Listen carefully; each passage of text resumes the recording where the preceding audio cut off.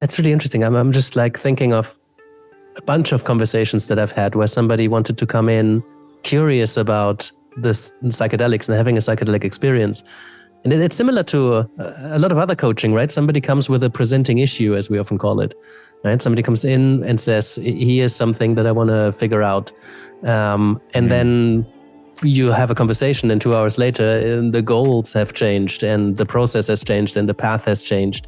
And I've had a few conversations where somebody wanted to explore psychedelics, and then in the process of exploring why psychedelics, why now, the psychedelics weren't really the path to take to figure this out, or maybe it was already figured out before they didn't even need a psychedelic experience.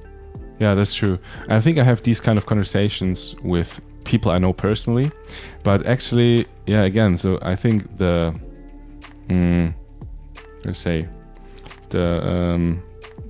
content of our psychedelic coaching does not include these kind of deep conversations, so to say. So our psychedelic coaching is not the kind of coaching where we really try to help, or we really go deep into the tank and see why they want to do it. It's more about how you can do it. Like what I come across oftentimes, these kind of clients when they want to come to the retreat. So these kind of intake interviews to the first contact, really checking in with why do you want to do it now? What are your expectations? What did you hear about? So these kind of things there, it's a big mix between some have a real clear topic they want to go, and it's maybe too clear. So to bring down these expectations and to explain what psychedelics can do. And the other part is people who are just curious and say, like, my life is good, I'm fine, I figured it out, and I just want to know more about psychedelics. And then afterwards, like this kind of real coaching deeper in form of integration then can happen afterwards. But I think that's like, it's a different group of people we're targeting. Yeah, I think so. As you said, Julia, we have the retreat, and then we have the psychedelic classic coaching. Also, our psychedelic coaching also comes with a video course on psychedelics.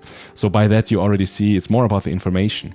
And when they go to the retreat, it's about the experience. They want to now have the experience. And also our approach with the retreat is, of course, completely different, because we have like psychological screening, we have a medical screening, and we have the screening again with, for example, with you, with our facilitators that just want to check out, are you really ready for that? Is it maybe just you want to run away from something? Do you know what you're getting into here? Are you aware of your internal struggles, or are you just why you really want to do it? And I think when you ask ask people why you really want to do it, then there comes a lot more to the surface. And it's funny whenever I hear, I'm just curious, I want to try it. I already know. Okay, you're just curious. Okay, so you don't want to go deeper. Okay, so and why you really? So, because for example, I saw that with me when I went to the darkness retreat. So like until 2-3 weeks before, I said, I'm just curious. And then the weeks before, I really noticed. I think I have a lot of struggles in my life right now. I think with my parents. Oh shit! I don't want to think about it. So. That's something I noticed, that we all have something on our plate. We all have something where psychedelics could really help us with our deep struggles. And it's maybe sometimes you just need to give people the incentive to share about that and to really, It's a super interesting space to be there, right? Because a lot of people come to do work when they have an issue, or there's a problem, or there's a pain, something that we need to make go away.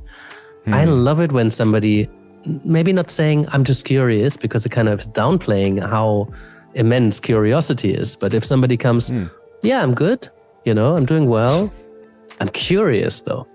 And I'm like, ooh, what are you curious about? And what might that be about? And I love that in my coaching, because it's difficult, as you say, the lines can be quite blurred. My framework is existential, right? So there's big questions, and the line to therapy, when it becomes therapeutic, can be really blurry.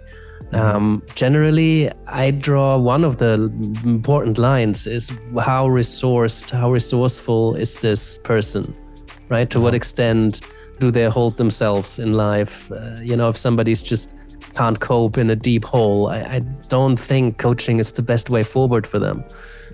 But if somebody's generally doing quite okay, they still might have problems, they still might have pains, but they might also just have curiosity. So I love working with that, and particularly in psychedelics.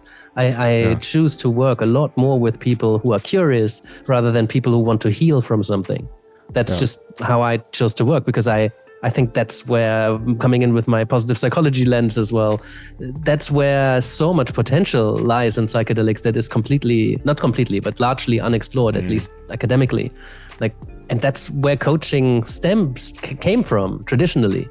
People that are functioning relatively well, if you wanted to call it that, and they want to develop, they want to grow, they want to learn, and there can still be an intention. Right. And if the intention is, I just want to explore, see what else is there, see what I might not be paying attention to at the moment, then I think that's wonderful foundation for psychedelic coaching or any coaching, really. Mm-hmm. Yeah, I hear what you're saying. It's made me think, because I think it's, for me, it was really interesting how well functioning I am in my life, but at the same time, how much trauma I also have in me from my childhood and from my past.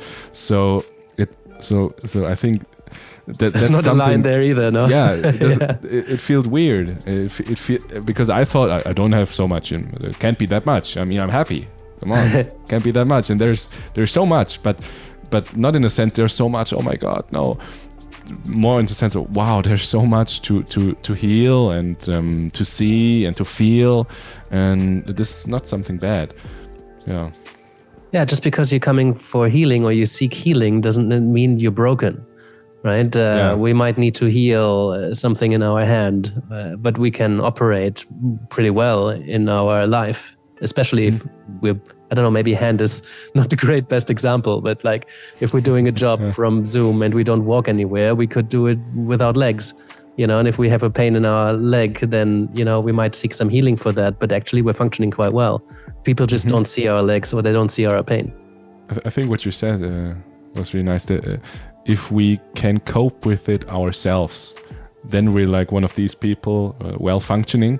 And if we can't cope with it ourselves, then we may be drawn to like drug addiction or any kind of other addiction or anything bad habit, and then you would say we more would need therapy, right? I think so. I mean, I know there's some coaches who do fantastic work in that kind of realm, but I always think it's risky, especially given that the majority of coaches have very limited amount of training. They might have lots of transferable skills, and they might have trained in their own ways for many decades. But there's a reason why training is in place and why people do 5 years of supervised practice and placements in institutions. And there's a lot of things wrong with the system and institutions. And there's many people do good work, but also I see a lot of people, especially in the psychedelic coaching field, that they're so taken by the potential and their own positive experience with it that I think they can guide quite vulnerable people to opening some doors, maybe way too quick and way too early, and then are not necessarily around afterwards to hold what they've opened. Yeah. I saw these kind of cases, and another thing I wanted to add on that is, because the lines also here get really blurry in terms of when can you cope yourself, or what is coping yourself and what isn't coping with yourself. Because I mean, we all have little addictions. If we're addicted to work, addicted to sugar, addicted to gambling, I don't know, these kind of little things that doesn't seem like a big deal, but in my experience, I also do cope with things. I also do cope with work. And so does it mean I can't cope with it myself? Does it mean I need something external to feel better, to not feel the underlying pain? Do I need therapy? Maybe. It wouldn't hurt, but also I don't really need it, or do I? So these are the kind of questions. Yeah, exactly. Good questions that every coach should ask themselves, right? And coach is just a word, right? There's practitioners, people who work around psychedelics and help people learn, develop, heal. I'm careful with healing. I don't really want to Yeah, no, I don't coaching, like the word healing. I think in Germany you're not allowed to use it, right? On the website, Oh. like there's like these kind of policies that you are not allowed to use that word. I know psychedelic retreats websites who definitely use it. Yeah. So The word healing, no? Yeah. I also I'm hesitating to use it, but sometimes it feels like healing. So I'm like, it does feel like it. Well, sometimes self-heal or something. Sometimes coaching has therapeutic effects. Does that make the coach a therapist? Well, that really depends on what kind of frame you put around the word therapy.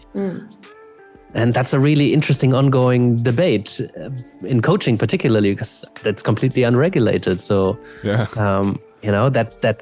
that is fascinating and really liberating and interesting, and gives a lot more people access to having support when they go through these journeys. On the other hand, it's also potentially risky, and it puts, some vulnerable people seek work, seek support. And then somebody who's really good at marketing and business and, just a character and creates trust and had their own experiences. But to what extent are they keeping you safe while they work with you? I think it has a lot to do with responsibility, because I feel like the more the person would need healing or a therapist, the more you kind of need to take responsibility for that person, since this person cannot take as much responsibility for themselves. Why we wouldn't often because they're probably not capable enough, because that's how they cope, maybe. You're talking about a person who's seeking the psychedelic experience and some support, who are in a space where they feel they can't cope. Yeah, exactly. And I noticed that with our retreats, for example, because we do not allow people on our retreats who are, for example, on medication or are like in this kind of space, in this kind of a feel like this at the moment. And we often get really angry emails. Angry emails from these people that why we do offer it, why cannot I take part of it? And often they say it's not that bad. It's not that bad. I just take the medication. I just take the SSRIs because I don't know. I just take it, but it's not that bad. That's often what they say. So they really want it, but also I don't know. It feels like that we would need to take responsibility for that, and that's what we don't want to do. That's how it feels. I think there's a really important word of warning in there, is that when coaches out there, because a lot of coaches are listening to this podcast who either work in that space already or want to work in this space. And it is highly likely, I would say, that this kind of thing happens a lot, right? Somebody comes to you and they're downplaying whatever screening questions you ask. Yeah. They're probably going to be but chances are that at least some of them will be downplaying their experience or the risk in order to be able to work with you. Yeah, we had some of these people, definitely. We had people that revealed after the retreat that, for example, their mother had a psychosis or something.